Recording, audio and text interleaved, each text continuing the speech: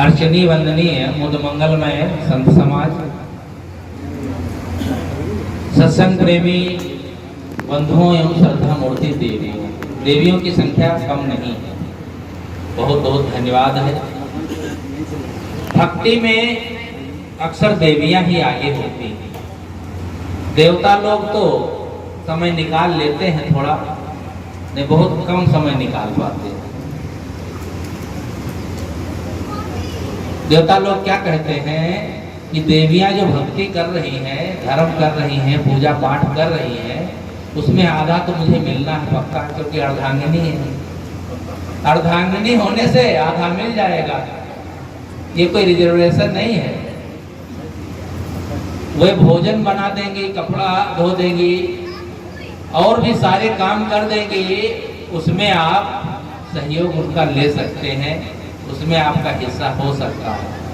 लेकिन ये धर्म कर्म में जो करेगा उसी को मिलेगा, और इसमें तो रोक टोक करना भी नहीं चाहिए। मुझे एक बात याद आई, एक देवी अपना घर का काम निपटा करके दोपहर बाद 1 घंटे के लिए चली जाती थी। पास में मंदिर था, वहां सत्संग हुआ करता था। तो उसके जो पति थे वे बार बार उसको उलाहना देते थे, क्या रोज रोज सुनने जाती हो, सत्संग में क्या रखा है। ऐसे महात्मा लोग कहते हैं ना, ये प्रवक्ता लोग आकर के सुनाते हो, हम सब जानते हैं। और वो कौन सी नई बात कहेंगे, और रोज रोज सुनने की क्या जरूरत। अरे एक दिन सुन लो, महीने में 15 दिन में 1 दिन सुन लिए बहुत हो गया, रोज रोज क्या जरूरत है। अब जब रोज रोज उनको टोका तो उसकी पत्नी ने सोचा ये बात सुनेंगे तो है नहीं, इनको किसी ढंग से समझाना पड़ेगा। एक दिन दोनों सोए तो सुबह पत्नी पहले उठ करके साफ सफाई सब करती थी, और उनके मियाँ जी तो बड़ी आराम से 8-9 बजे सो के उठते थे। तो जब वो 8 बजे सो के उठे तो देखा पत्नी लेटी हुई है। तो उन्होंने कहा क्या तबीयत ठीक नहीं है? कहा तबीयत तो बिल्कुल ठीक है। तबीयत ठीक है तो फिर लेटी क्यों हो? अरे साफ सफाई क्यों नहीं किया? घर में वैसे ही गंदा सब पड़ा है, कपड़े सिर्फ गंदे पड़े, बर्तन गंदे पड़े, इसकी सफाई नहीं करेंगे? तो उसने कहा रोज रोज करने की क्या जरूरत, कर लेंगे 10-5 दिन में। तो उन्होंने कहा 10-5 दिन में सफाई करेंगे तो ये घर कूड़ादान हो जाएगा। वाह, घर की सफाई रोज करो, कपड़े की सफाई रोज करो, बर्तन रोज साफ करो, बाहर की सफाई रोज करो, नहीं तो कूड़ादान हो जाएगा। और मन की सफाई 10-15 दिन में, तो मन में कूड़ा नहीं आता, मन में भी कूड़ा आता है, मन की भी सफाई करने की जरूरत है। तब उनकी समझ में आ गया, हाँ देवी जी मैं ठीक है, जैसा तुम्हारा मन हो वैसा। आदमी स्वयं भक्ति में, स्वयं धर्म में नहीं लगता है और दूसरे को भी प्रोत्साहन न दे करके पैर पकड़कर खींचता है, ये समझदारी नहीं है। स्वयं लगना चाहिए। आज विषय है सदगुरु कबीर साहब का। कबीर साहब की जयंती के उपलक्ष्य में सब लोग इकट्ठा हुए हैं। कबीर साहब की जयंती मनाते हैं हर्षोल्लास से। जैसे कि यहाँ पर अभी शोभा यात्रा निकली, कलश यात्रा। इसका क्या मतलब होता है आप लोग ये भी समझें थोड़ा सा। शोभा यात्रा निकालते हैं, कलश यात्रा, तो क्यों निकालते हैं? गर्मी में, धूप में, या ठंडी भी हो, बारिश भी होने लगी थी, फिर भी आप लोग हिम्मत नहीं हारे। इसका मतलब है कि आप घूम करके जन समाज में सदगुरु कबीर साहब की बात को प्रसारित करना चाहते हैं। सभी लोग ये चाहते हैं कि किसी न किसी माध्यम से लोगों में यह भाव जगे, ये समझ हो और यह उन तक सूचना पहुंचे, ये संदेश पहुंचे कि सदगुरु कबीर साहब की वाणी, सदगुरु कबीर साहब के विचार आज के समाज के लिए कितना उपादेय हैं। इनको सुनना चाहिए, जानना चाहिए, समझना चाहिए। शोभा यात्रा निकाल करके लोगों को ये प्रोत्साहित किया जाता है। शोभा यात्रा निकालें, सदगुरु कबीर साहब की जय जयकार करें, तो कबीर साहब का इसमें कोई लाभ नहीं है। उनका कोई उसमें लाभ नहीं होने वाला है। लाभ होने वाला है हम सबका, समाज का लाभ होने वाला है। जब हम उनके उपदेशों को किसी न किसी माध्यम से प्रसारित करते हैं तो समाज को उससे बहुत बड़ा लाभ मिलता है। इसलिए कबीर साहब की वाणी को प्रसारित करने का, प्रचार करने का ये सब माध्यम है।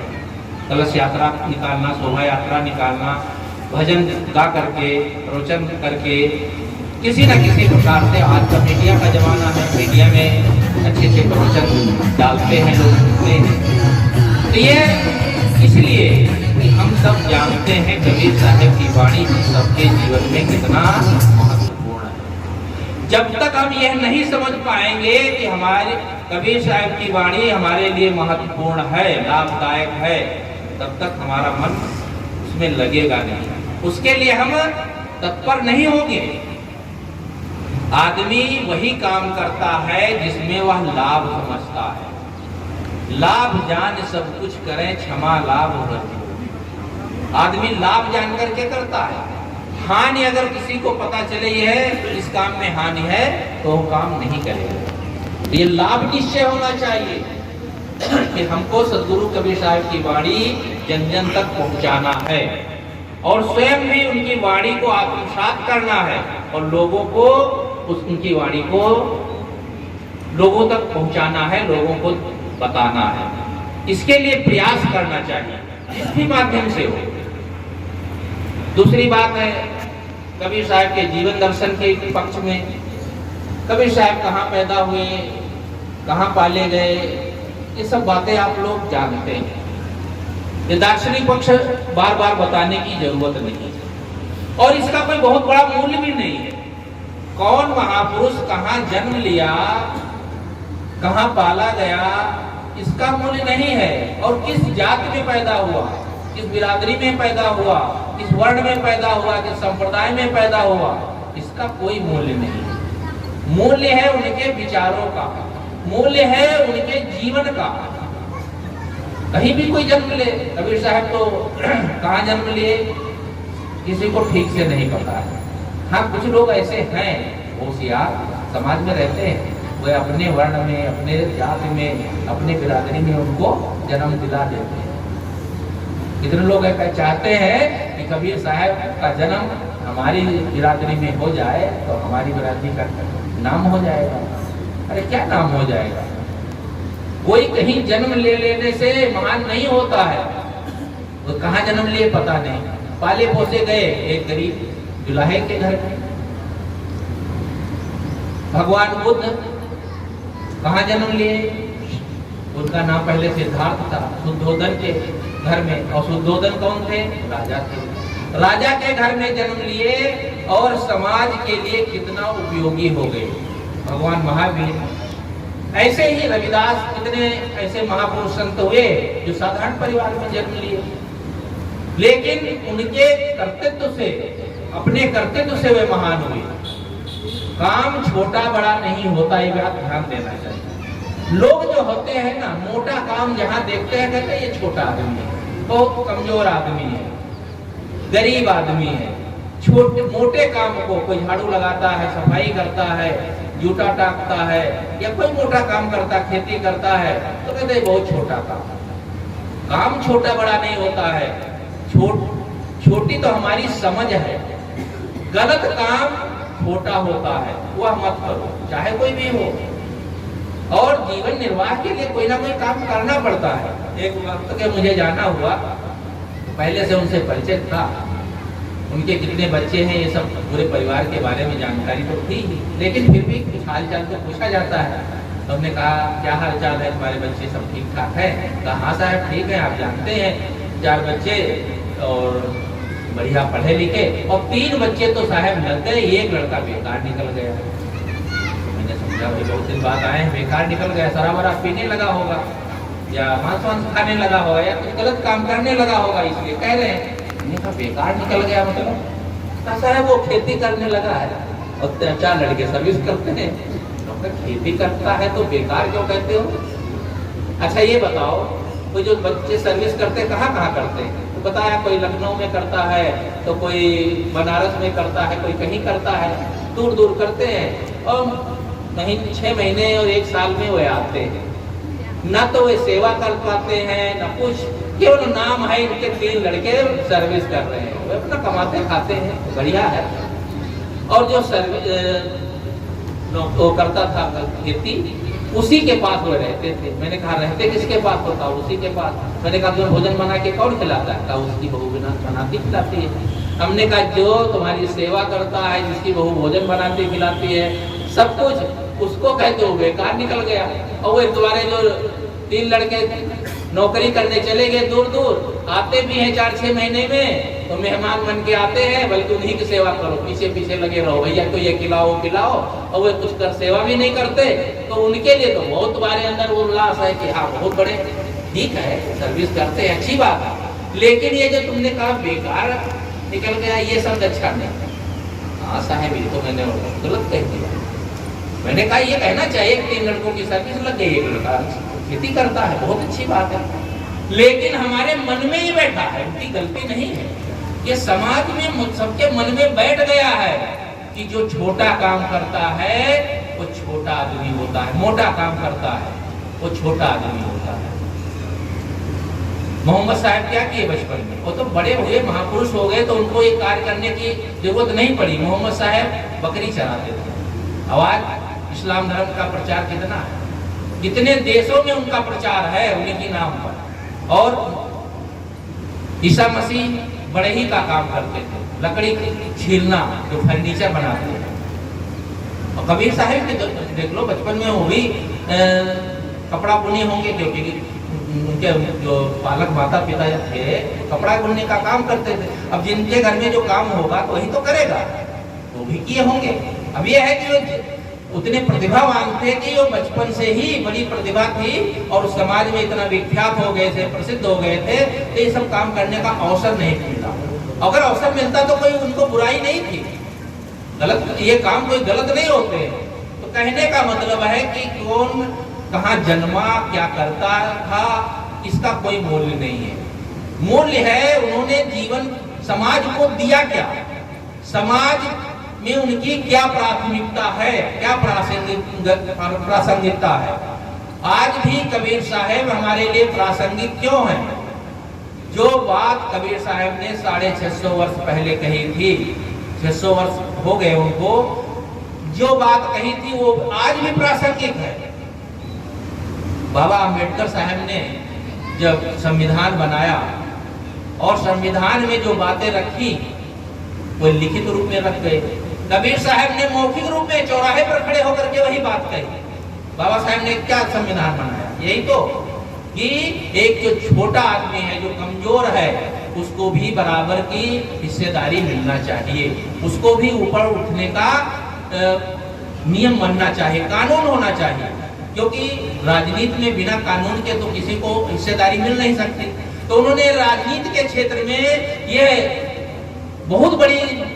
बहुत बड़ा काम किया कि उन्होंने राजनीति में संविधान बना करके छोटे तबके के कमजोर लोगों को ऊपर उठाने का काम किया, और ये बात लिखित रूप में हो।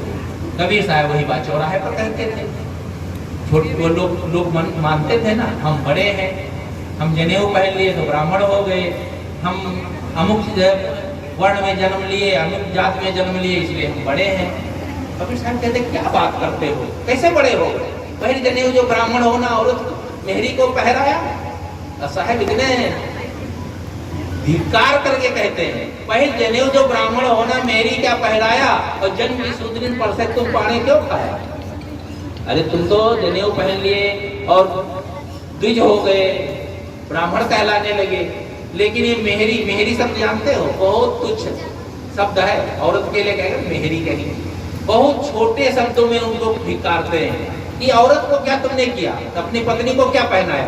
उसको तो ब्राह्मण आपने जनेऊ पहनाया नहीं, उसको तो द्विज बनाया नहीं, तो जन्म से शूद्र ही है ना, क्योंकि जन्म से सब शूद्र होते हैं, एक तरह से होते हैं। तो वो जन्म से शूद्र है और तुम पाड़े बन गए, पंडित हो गए।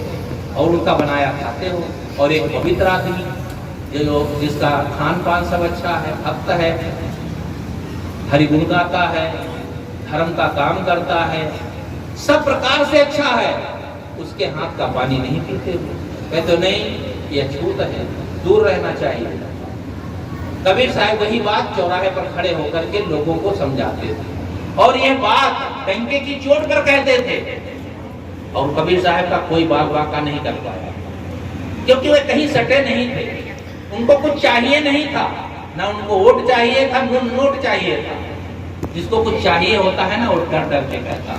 अभी अच्छी बात है, नेता लोग जो है कोई बढ़िया बात कहते हैं, सही बात, सच्ची बात, लेकिन दूसरे पक्ष के लोग पकड़ लेंगे गला। उधर उत्तर प्रदेश में एक है स्वामी जी, क्या नाम है, स्वामी, अरे अभी पहले तो दूसरी पार्टी में थे, तो नई पार्टी बनाए, तो उन्होंने कह दिया देखो लोग गोबर को गणेश बना करके पूज लेते, पता नहीं क्या कर कुछ बोल दिए, और बात वो सही कहे, देखो सब गला पकड़ लिए, पीछे पड़ गए कि ये कैसे कह दिए हमारे भगवान को इस तरह से, बताओ। लेकिन वही बात कबीर साहब, और कबीर साहब क्या आज महात्मा लोग नहीं कहते हैं, मंच पर बैठ करके सब वही बातें कहते हैं, लेकिन कोई कुछ नहीं कर सकता है, क्योंकि उनको कुछ चाहिए नहीं। जिसको चाहिए, जिसको आकांक्षा होती है, वो डरता है। कबीर साहब नहीं डरे, इसीलिए डरे नहीं, और डरे नहीं तो समाज को बहुत कुछ देख लेंगे। इसलिए कबीर साहब की जो प्रासंगिकता है उनके विचारों की, वो कहाँ जन्मे, कैसे जन्मे, और जन्म लेने से होता भी क्या। अच्छा बताइए, सीता जी कहाँ जन्मे? सीता जी का जन्म का किसी को पता है?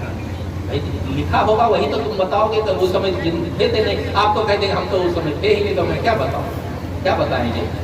रामायण के अनुसार कहीं भी, वाल्मीकि रामायण को ले लीजिए, कहीं भी सीता के बारे में कुछ ऐसी बातें नहीं लिखी है कि उस तरह वो कहाँ जन्मी। जनक ने उन्हें पाला पोसा था। वो कहते हैं कि वो धरती फोड़ करके निकली। धरती फोड़ करके कोई बच्ची निकलती है, बच्चा निकलता है क्या? अरे जन्म होता है माता पिता से, धरती से कैसे होता है? ये तो कहने को राम के लिए भी कह दिया, राम के माताओं ने खीर खा लिया और बच्चे का जन्म दे दिया। अरे बाबा, इतनी भी अकल नहीं है। खीर खाई जाती है तो टट्टी बनती है कि बच्चा बनता है? कोई अकल ही नहीं आती है। एक छोटा बच्चा भी ये जानता है, लेकिन ये विद्वानों को अकल कब आएगी? और इसकी यह बात रामचंद्र जी ने स्वयं कह दिया। भले ही जिस कवि ने कहलवाया होगा वह बात उनसे ही कहलवा दिया। जब कलेवा उनका हो रहा था, उनकी शादी हुई सीता के साथ, और कहते हैं चारों भाइयों को बुला लिया गया था, सबकी शादी एक साथ हुई। तो कलेवा होता था। अब तो चट मंगनी पट गया, झट से माला पहनाए और बस जल्दी जल्दी सब खत्म कर देते। पहले बहुत टाइम लेते होता था, अब अलग अलग परंपरा हर जगह की होती है। तो कलेवा होता था, तो कलेवा में लड़का बहुत आराम से खाता था और माताएं उसको गाली देती थी बड़े सभ्य भाषा में, और उसके परिवार वालों को, उसके माता को, उसके पिता को, उसकी बहन को ले करके गाली के रूप में गाना गाती। तो वहाँ की माताएं करती। अब देखो शब्दों में क्या अंतर है। एक बात और बीच में याद आई, शब्दों में देखो, माताएं जब शादी ब्याह में गाली देती हैं तो कोई लड़ता नहीं है, डंडा उठाता है कोई, साहब बड़े धीरे धीरे खाते हैं, थोड़ा और गाली दे इतना आनंद आता है। और जो चौराहे पर वही कोई बोल दे, वही शब्द कह दे तो मारपीट हो जाएगी। शब्द वही है, क्योंकि हम समझते हैं भाव कि यह गाली है, हमें धिक्कारा जा रहा, और यह जो माताएं गा रही है वो तो मनोरंजन कर रही है। तो शब्दों में कोई अंतर नहीं है, लेकिन भाव में अंतर होता है।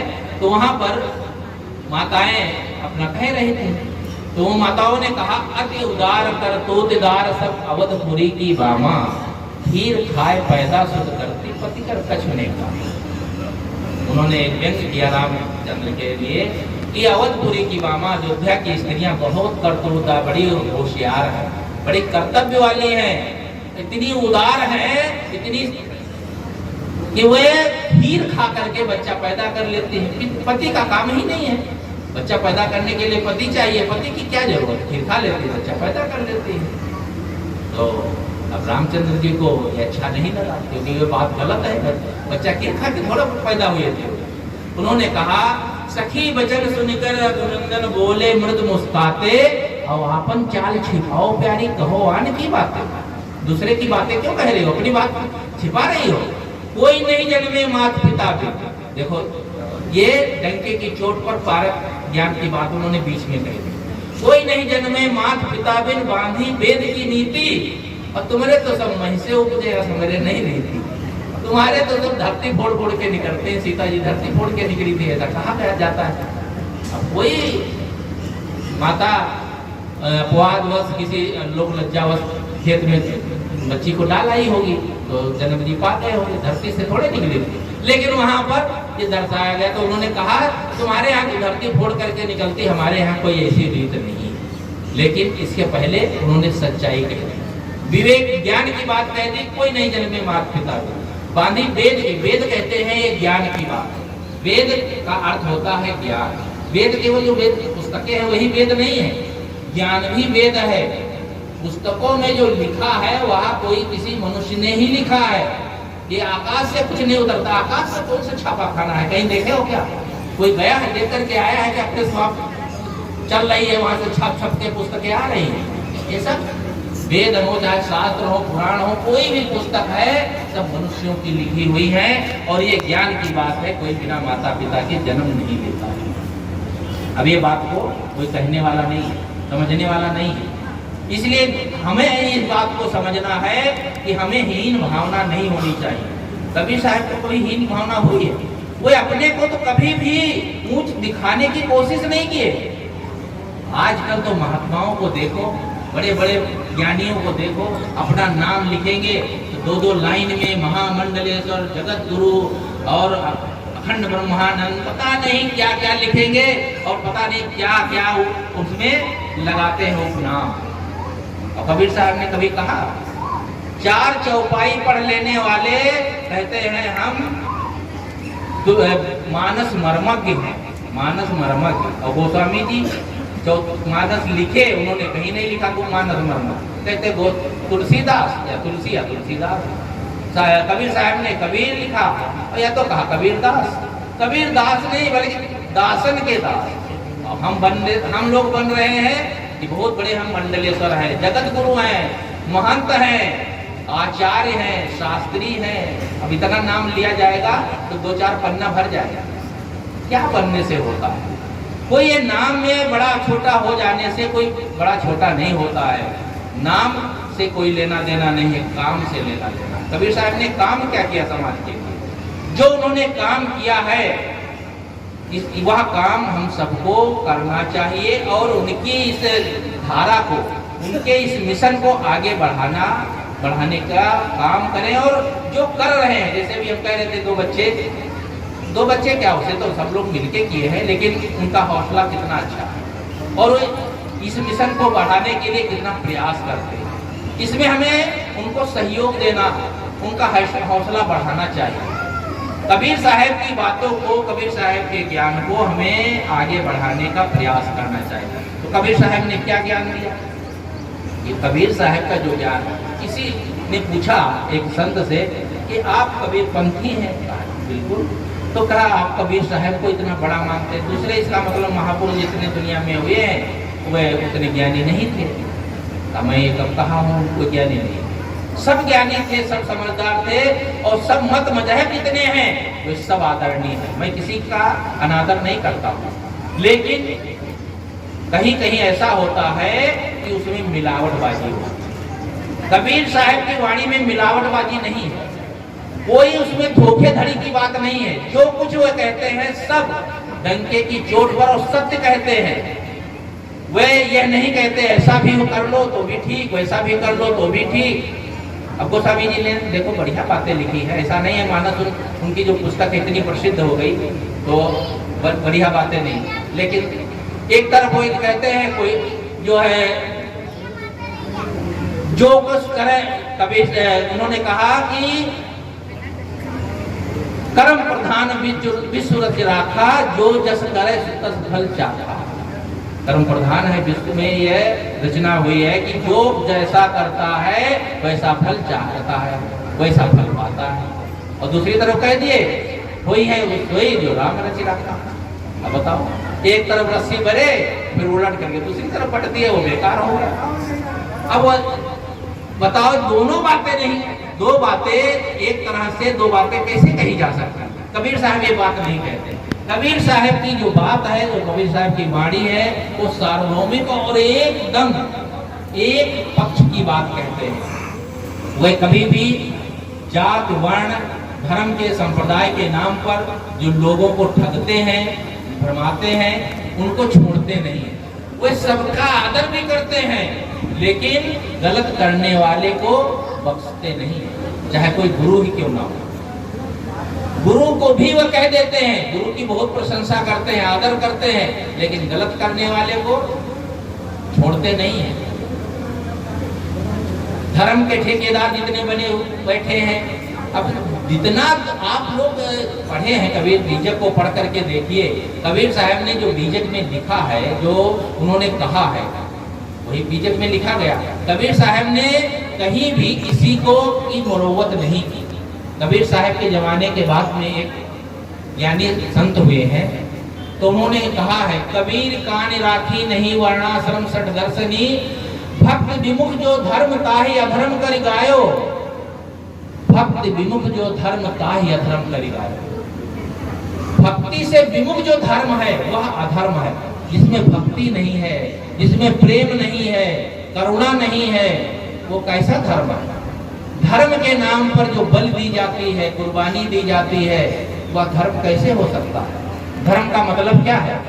धर्म का मतलब है कि जो हमें अच्छा लगता है वही हम दूसरों के साथ व्यवहार करें, यही सच्चा धर्म है। लेकिन इस धर्म को कोई नहीं मानने वाला है। बस जैसा लोग कह रहे हैं, परंपरा चली आ रही है, बस उसी धारा में लोग बहे जा रहे हैं। ये कोई धर्म है? और धर्म के क्षेत्र में बरगलाने वाले भी बहुत हैं। धर्म कर्म का नाम देखो, अभी कुंभ मेला हुआ था, बहुत लोग गए होंगे, लेकिन वो उसमें तो ऐसा दुर्घटना हो गई, उसके बाद तो डर गए, बहुत लोग नहीं जा गए। लेकिन उसमें भी कितना बरगलाया गया। 144 साल बाद आया है महाकुंभ, इसमें जो डुबकी लगा लेगा पक्का है वो मुक्त हो जाएगा। अब बताओ, 144 साल तो कोई किसी को जीना नहीं था, आगे का कोई ठिकाना नहीं था, इसलिए सोचा चलो डुबकी लगाओ, एक बार कूद लेंगे, बस हम सोने के हो जाएंगे, सब हमारे जितने पाप हैं सब उसमें धुल करके और गंगा जी में चले जाएंगे, सब समुद्र में पहुंच जाएंगे, गंगा सागर। अब कूद पड़े, लाखों आदमी, लाखों नहीं करोड़ों, वहां पर जो व्यवस्था की गई थी 10-20 लाख आदमी खड़े होने, और वहां 10-10 करोड़ 15-15 करोड़ आदमी पहुंच गया। ये सब का क्या बात है? 12 साल में कुंभ मेला आता है, सबको पता है, और ये परंपरा भी चली आ रही है, लेकिन बरगलाया गया। नेता लोग उसमें तो अपना वर्चस्व बढ़ाए, नेता लोग भी उसमें जुट गए, और धार्मिक लोगों को कहते यही काम है, बस जनता टूट पड़ी। अरे किसी नदी में, किसी जल में नहाने से शरीर का मैल भले धुल जाए, वो भी तो जो साफ सुथरा पानी होता, नहीं तो वो भी होने वाला नहीं। इसमें भी सर्वेक्षण हुआ था, डॉक्टरों ने बताया जो महात्मा लोग, खास करके नागा लोग रोज 2-3 बार नहाते थे, उनके चमड़ी में सब रोग हो गया, क्योंकि वो कानपुर का और प्रयागराज का जो सीवर का पानी कहीं रोक थोड़े देंगे, ना तो कोई पी लेगा, वो सब आता तो उसी में था। बस ये है कि थोड़ा पानी ज्यादा खोल दिया गया था तो उसी में मिल करके चला जाता था, बह जाता था। तो घूम घाम करके नहाना तो उसी में है, उसी पानी में, तो शरीर का मैल भी नहीं साफ हुआ, शरीर भी नहीं साफ हो पाता है उसमें। और मन का मैल कैसे साफ होगा? मन का मैल धोने के लिए कौन जाता है? मैं तो 4-6 दिन के लिए गया था, लेकिन वहाँ भक्त लोग बहुत आने लगे आश्रम पर, तो मेरे बगैर उनको तकलीफ हो रही थी, तो मुझे वहाँ आश्रम पर वापस जाना पड़ा। लेकिन उतने दिन में हम देखे लोग क्या करते थे, बस गठरी बठरी लाद करके सीधे गंगा पहुंचते थे। कोई ना सत्संग सुनने वाला, हजारों पंडाल लगे थे, बढ़िया बढ़िया ज्ञान की बातें हो रही थी, लेकिन कोई वहां बैठने वाला नहीं। बड़े बड़े पंडाल, सारी व्यवस्था, लेकिन वहां पर 1-10 आदमी बैठने वाले नहीं, सुनने वाले नहीं, क्योंकि उनको ज्ञान ध्यान से लेना देना नहीं है। कई कई जगह बनाए गए थे घाट, लेकिन वहां भी नहीं जाना। संगम में ही डुबकी लगाने से पुण्य मिलने वाला है, तो हम कूद पड़ते हैं। कहने का मैं कोई आलोचना नहीं कर रहा हूँ, ये ना सोचो कि कुंभ मेला हुआ, देखो ये साहब कह रहे हैं कि कुंभ मेला बेकार है। बेकार कुछ नहीं होता है, ये सब चीजें समाज के लिए कुछ बातें हैं, समाज को कुछ मिलता है, लेकिन इसमें जो अंधविश्वास भरा जाता है, अवैज्ञानिक बातें भरी जाती हैं, ये समाज के लिए अहितकर होता है। अंधविश्वास नहीं होना चाहिए। हम लोगों का भी शिविर क्यों लगाया? अगर हम लोगों को घृणा होती तो शिविर क्यों लगा? शिविर लगा था, वहाँ सत्संग ज्ञान की चर्चा होती थी, सब भोजन प्रसाद पाते थे, सब कुछ होता था। लेकिन लोगों को बरगलाना, अंधविश्वास में फंसाना, ये कबीर साहब की मान्यता नहीं है। कबीर साहब डंके की चोट पर कहते हैं कि जो बात आपको समझ में नहीं आती है, और वही बात लिखित रूप में बाबा साहेब अम्बेडकर ने कहा। बाबा साहेब अम्बेडकर ने कभी बौद्ध धर्म स्वीकार किया, लेकिन कबीर साहब को उन्होंने छोड़ा नहीं। कबीर साहब की बातें और भगवान बुद्ध की बातें सब समसामयिक हैं, सब दोनों एक दूसरे से बातें मिलती हैं, क्योंकि ये संत परंपरा है। एक होती है संत परंपरा और एक होती है ब्राह्मण परंपरा। ब्राह्मण परंपरा में पुरोहित लोग ये चाहते हैं कि दुनिया पर अज्ञानी बनी रहे। वे नहीं चाहते हैं कि दुनिया में ज्ञान का प्रसार हो, लोग ज्ञानी बने, समझदार बने। वे समझते हैं बस केवल ये दान पुण्य करना सीख जाए, भक्ति करना सीख जाए, इससे ज्यादा ज्ञान ना हो।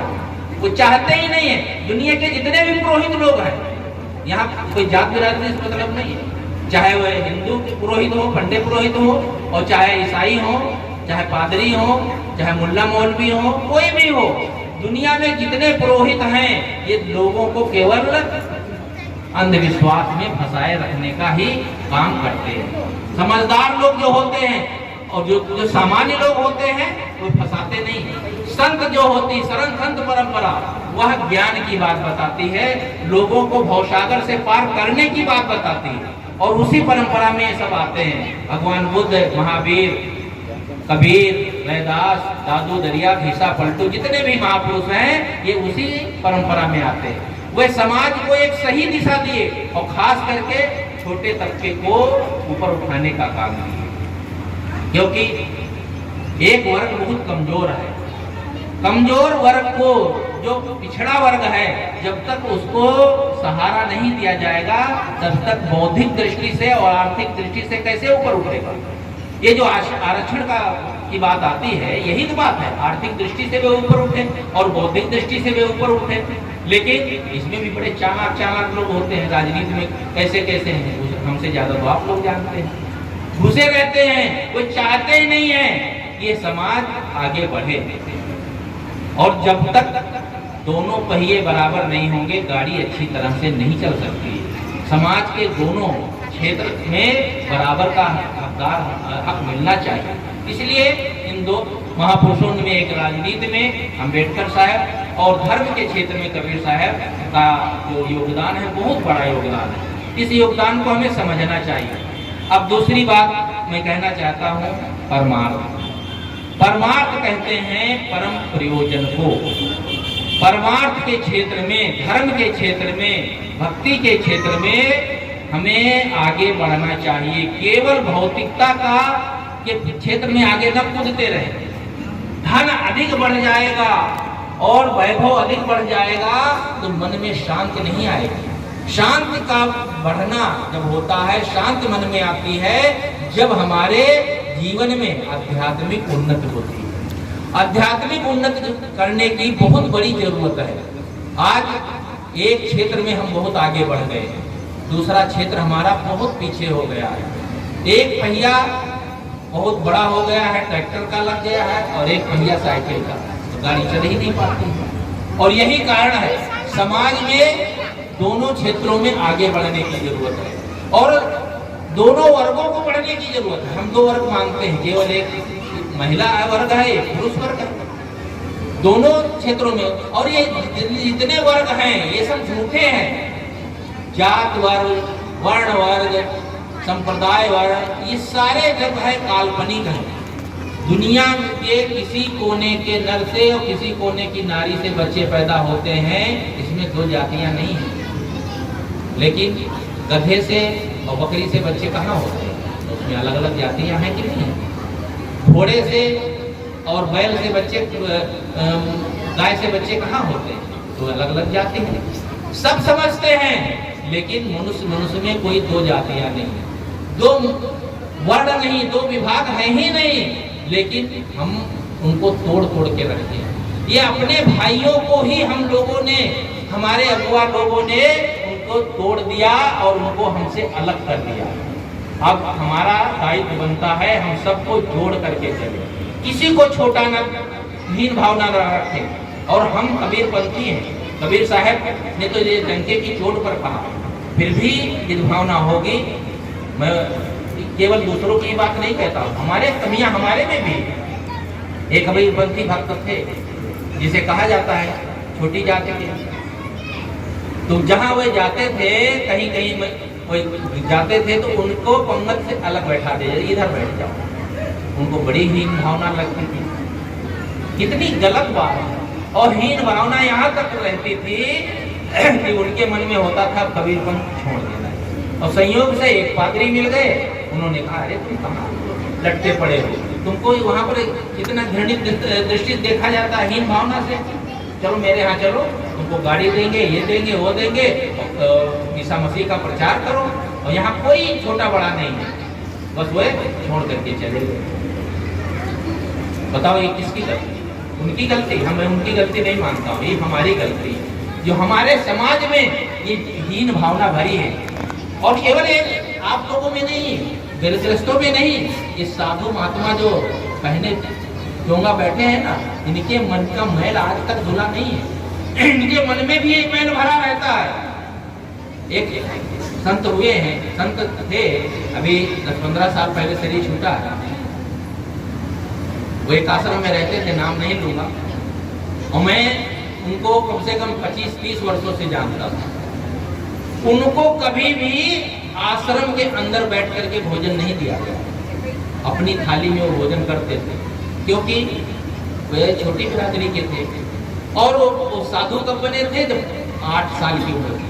8 साल का बच्चा उनके माता पिता ने उस आश्रम को सौंप दिया था। बताओ, 8 साल का बच्चा इतना शुद्ध पाक, और उनके ऊपर वो ठप्पा लगा दिया गया कि छोटी जाति है, इसलिए उनको कभी भी आश्रम की थाली में या भक्तों के यहाँ थाली में भोजन नहीं दिया गया। कितनी घृणित भावना। और ये बात मुझे खटकती थी, मैं भी कुछ दिन रहा और ये बात मुझे बहुत खटकती थी, लेकिन कर भी क्या सकता था। जैसी जहाँ की परंपरा है वो ऐसी चलती रहती है। एक बार जब सदूर अभिलाष साहब का कार्यक्रम मेरे पिताजी ने किया तो उनको बुलाया, तो वहाँ निमंत्रण पिताजी ने सबको दिया, वे भी आए। तो सब लोग अंदर मकान के अंदर भोजन करने के लिए बैठे पंगत में, और उनको बरामदे में बाहर बैठा दिया गया। मैंने देखा तो मैंने कहा इनको यहाँ क्यों बैठा है, वहीं बैठा हो। तो साधु ही बोल पड़े, नहीं नहीं साहब वहीं रहने दीजिए, वहीं ठीक है। और वो अपने झोले में थाली रखे रहते थे और वो थाली निकाल के भोजन करते थे। तो मैंने कहा देखो ये कार्यक्रम जो हो रहा है पिताजी कर रहे हैं, और गुरुजी को तो पता ही है कि इनके पिताजी हैं और इनकी जन्मभूमि है, तो सबको तो डांट नहीं पड़ेगी, सीधे डांट हमको पड़ेगी। ये महात्मा को अलग बैठा के क्यों भोजन कराया जा रहा है? क्या गुरुजी जब आएंगे तो जान नहीं पाएंगे, तो हमको डांट के खिलाना हो तो अलग बैठाओ।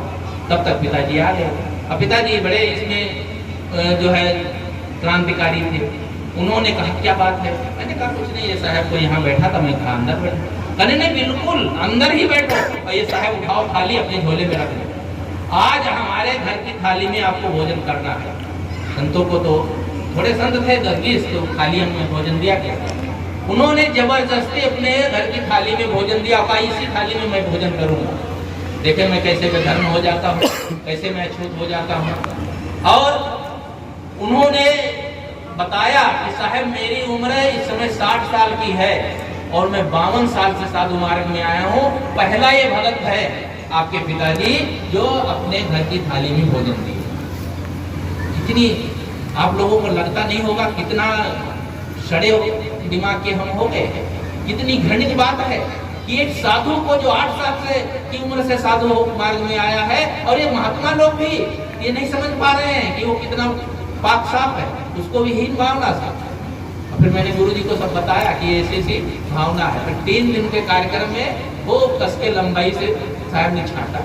आप लोग जानते हैं अभिलाष साहब को, तो किसी को छोड़ते तो थे नहीं, कोई माने या ना माने, चाहे कुछ भी कह, नाराज हो चाहे खुश हो, उनको जो कहना होता था वो जोर से कहते।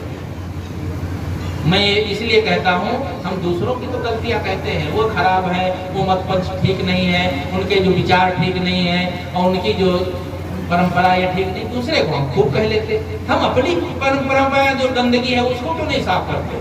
हमारे अंदर भी तो गंदगी है, हम गंदगी की सफाई अपने से शुरू करें।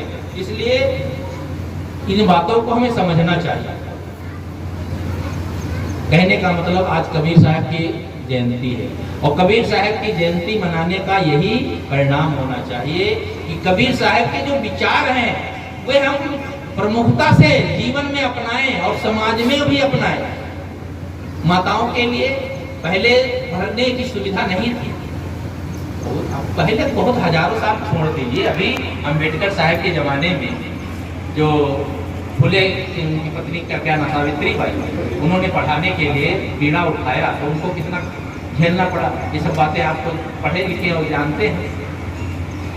माताएं पढ़ लिख नहीं सकती हैं, वो समाज में खड़े होकर के प्रवचन करना तो दूर है, और साधु नहीं बन सकती हैं, साधना नहीं कर सकती हैं।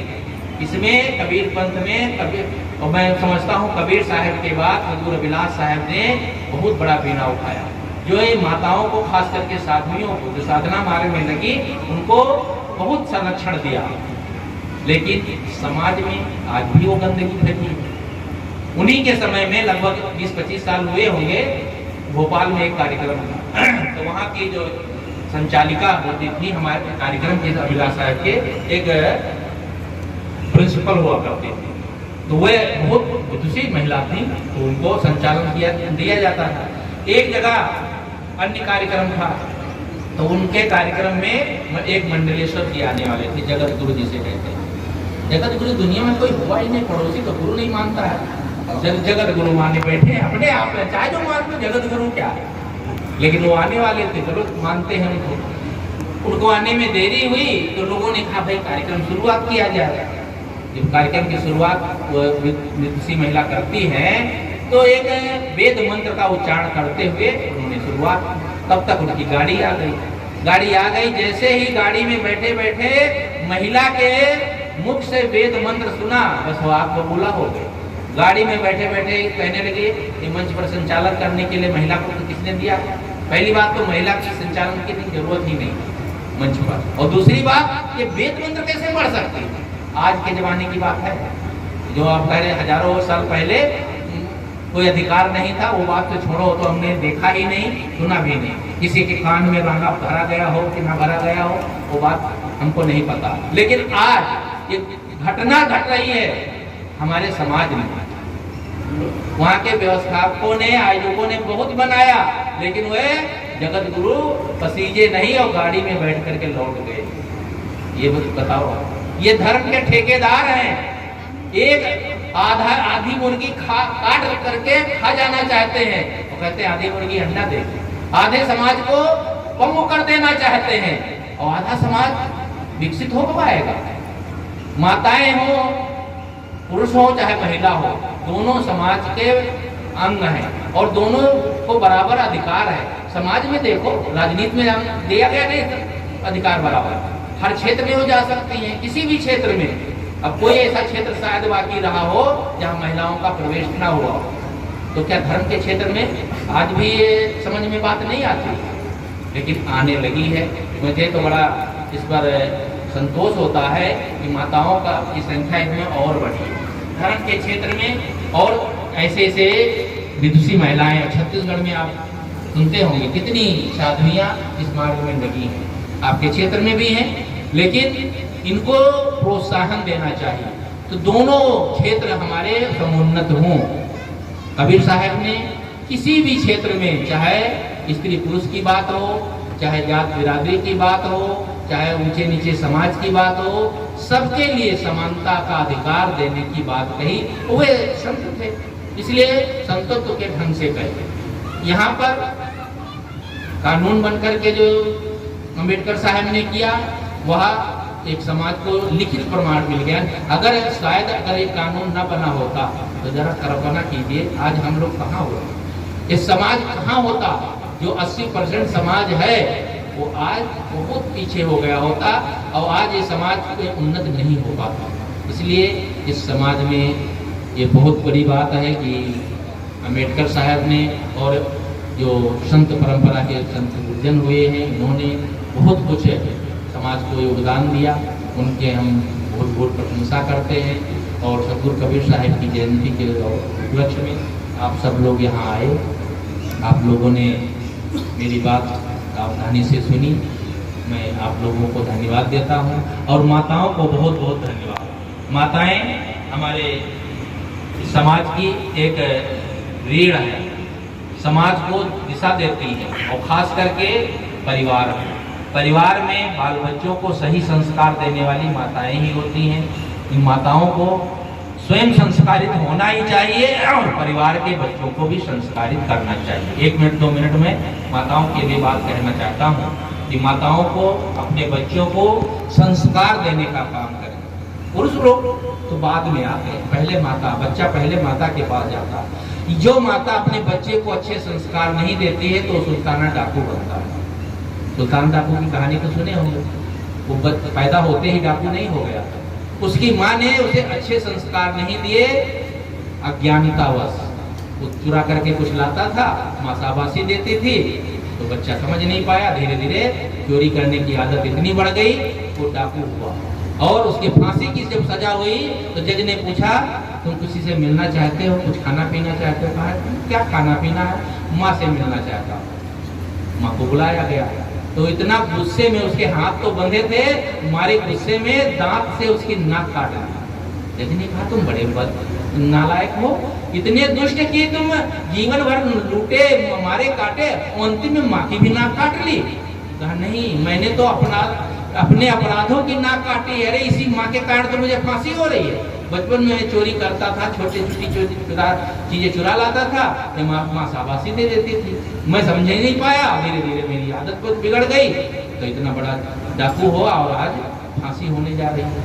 अगर उस माँ ने बचपन में ही सही सीख दे दी होती तो शायद ये घटना न घटती। तो माताओं का बहुत बड़ा इसमें समझदारी होनी चाहिए और बच्चों को अच्छे संस्कार दें। ये पिता लोग भले ही अपने बच्चे को कार ना दे पाए, लेकिन अच्छे संस्कार देंगे तो कार तो खुद खरीद लेंगे। कार देने की जरूरत नहीं है, संस्कार देने की जरूरत है। इसलिए अच्छे संस्कारों से संस्कारित करें और अपने घर परिवार में बड़े बुजुर्गों की सेवा, और खास करके जितनी बहुएं हैं वे अपने सास की सेवा करें और पुत्र लोग जो है अपने पिता की। आप कहेंगे ये तो बड़ी छोटी सी बात है, यही छोटी बात नहीं हो पाती है, बाकी सारे काम हो जाते हैं। एक छोटी बात अगर समझ में आ जाए तो घर परिवार ही स्वर्ग हो जाएगा। और इस घर परिवार को स्वर्ग बना लिए तो मानो कबीर साहब की वाणी आत्मसात हो गई और कबीर साहब की जयंती मनाना सफल हो गया।